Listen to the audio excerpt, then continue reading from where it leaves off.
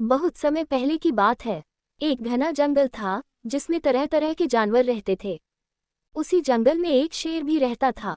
शेर को जंगल का राजा माना जाता था और सभी जानवर उससे डरते थे। शेर रोज शिकार करता और जंगल में घूमता रहता।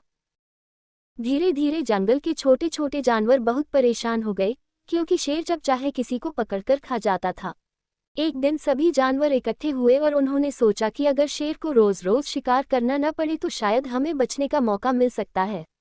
उन्होंने आपस में सलाह की और फिर शेर के पास पहुंचे। जानवरों ने शेर से कहा, महाराज, आप हमारे राजा हैं।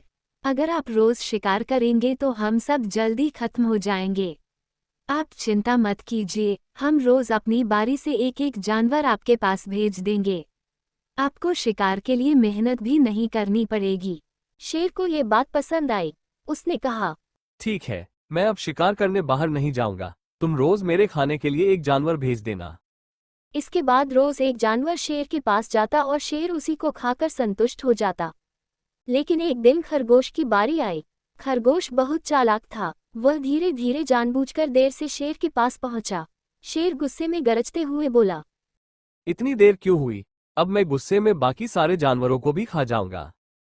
खरगोश डरने का नाटक करते हुए बोला, महाराज, मैं तो समय पर आ रहा था, लेकिन रास्ते में एक और शेर मिला।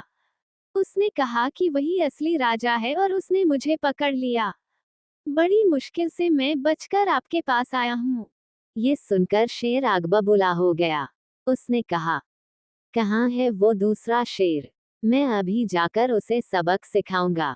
खरगोश चालाकी से शेर को जंगल के बीच एक पुराने कुएं के पास ले गया।